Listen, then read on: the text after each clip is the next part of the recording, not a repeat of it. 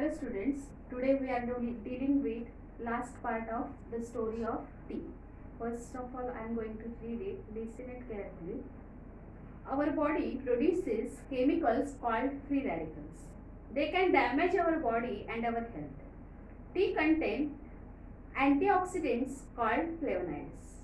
Scientists believe these help to protect our system against free radicals. For many people, tea is a popular drink to have with friends. In many countries around the world, tea drinking is an important social occasion. Japan, China, Russia, and Korea have special tea ceremonies and traditions. These ceremonies give people the time to relax and enjoy the taste and the smell of the tea. Most people in Japan belong to a tea club where they go every week to take part in the tea ceremony. Ordinary people also feel that tea ceremonies are spiritual occasions that are closely associated with their religion. Tea, they say, is a healthy, enjoyable, and stimulating drink, full of good qualities. It reduces loneliness and calms your heart. It is a comfort in everyday's life. Many Koreans today still have tea ceremonies for important occasions, including special birthdays and anniversaries. In most areas of China, the tea is made in small clay teapots. At tea ceremonies, cups are only half filled. The Chinese believe that the rest of the cup must be filled with friendship and affection. In Russia, tea is made and served in samovars, a special Russian tea kettle made of metal. Vietnam produces special varieties of tea such as lotus tea and jasmine tea. In Japan, tea is made using powdered green tea called matcha. The tea is mixed with boiled water using a bamboo whisk and served in small bowls. And how about India? A cup of tea is offered to any guest or visitor as a token of hospitality, even in the humblest of homes. Most Indians like their tea hot with a good deal of milk and sugar in it. In the rainy season, it is brewed with ginger to give it additional medicinal properties. Others add spices like cardamom, cloves, or mace to add to its taste and flavor.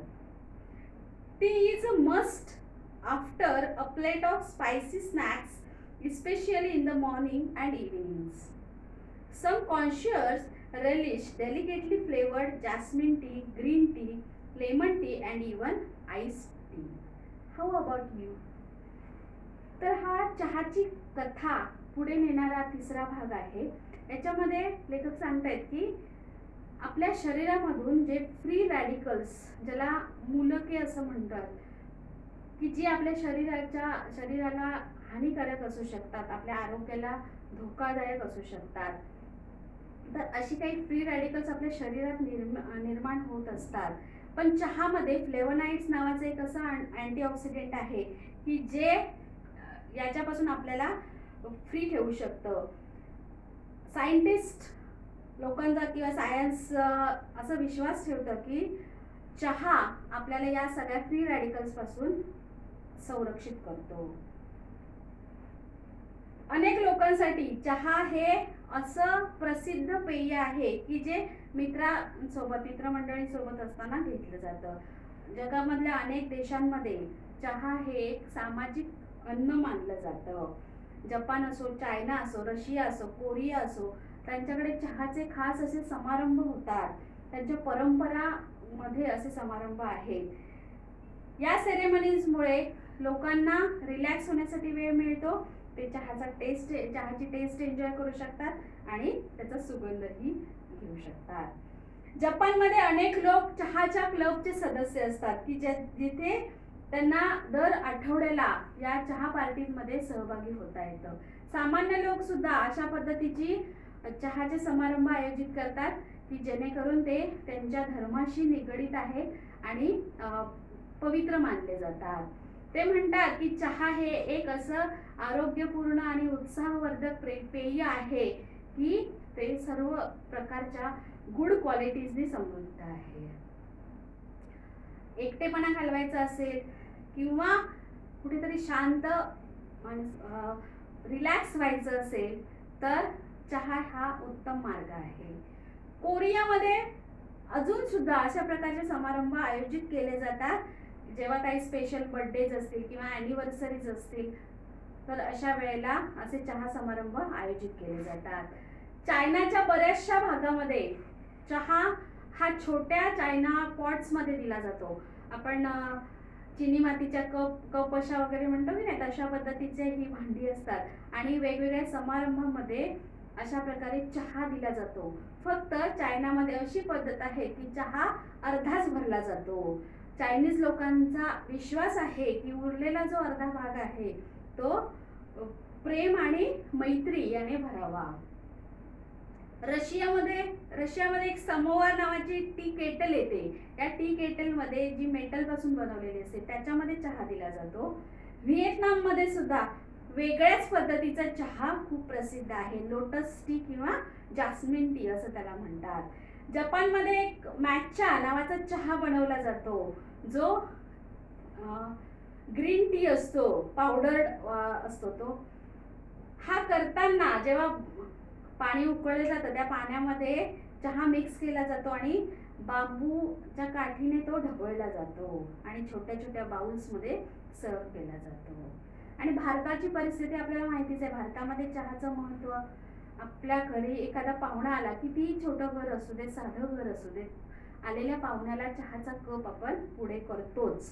बऱ्याचशा भारतीय लोकांना त्यांचा चहा गरमागरम आणि खूप दूध घातलेला आणि साखर घातलेला असा आवडतो. ज्यावेळी पावसाळा असतो त्या पावसाळ्यामध्ये या चहामध्ये जिंजर, आलं टाकलं जातं की जेणेकरून त्याला औषधी गुणधर्म प्राप्त होतील. काही लोक इतर स्पाइसेस ऍड करतात ज्याच्यामध्ये कार्डामोम्स आहेत म्हणजे वेलची आहे, क्लोव्ज आहेत, लवंग आणि मेस म्हणजे नटमेग, जायफळाचा बाहेरचं कव्हर, जायपत्री असं म्हणतात त्याला. तर हे सगळं टाकून त्याला टेस्ट फ्लेवर ऍड केला जातो. चहाच्या सोबत एखादा स्पायसी स्नॅक्स सुद्धा घेतले जातात. सकाळी संध्याकाळच्या वेळेला भजी वगैरे अशा पद्धतीचे हे स्नॅक्स अगदी सहजगत्या ऑफर केले जातात.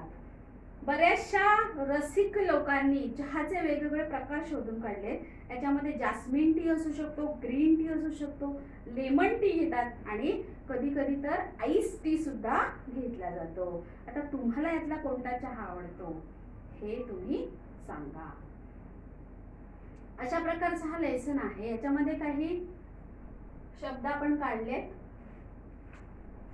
सेरेमनीज, समारंभ, पब्लिक और religious occasions, spiritual which are connected with human spirit, आध्यात्मिक ज्याला आपण म्हणता येईल अशा प्रकारचे. ॲनिव्हर्सरीज, स्पेशल इव्हेंटच्या एक डेट ठरलेली असते, तीच डेट, त्याला आपण वर्धापन दिन म्हणतो, जयंती, पुण्यतिथी, अशा प्रकारचे काही ठराविक सण. कार्डेमम आता सांगितलं. वेलची एक अरोमॅटिक ड्राईड सीड्स आहे जे ट्रॉपिकल एशियामध्ये तयार होतं. मेस हा नटमेगचा आउटर कव्हर असतं. नटमेग म्हणजे जायफळ, त्याचा बाहेरचा भाग कव्हर त्याचं.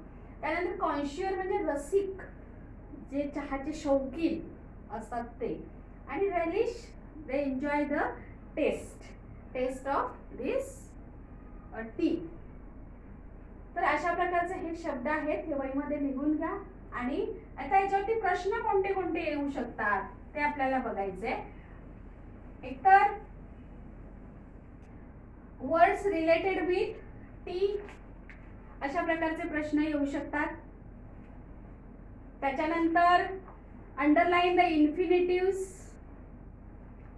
इन्फिनिटिव्ह म्हणजे या आधीच्या लेसन मध्ये सांगितल्याप्रमाणे टू युक्त रूप, ज्याच्यामध्ये टू असू शकतं किंवा जे फक्त ओनली वापरलं जाऊ शकतं की काळ, वचन किंवा लिंग यानुसार त्याच्यामध्ये कोणतेही बदल होत नाहीत. अशा प्रकारचा त्याला इन्फिनिटिव्ह असं म्हणतात. थँक्यू.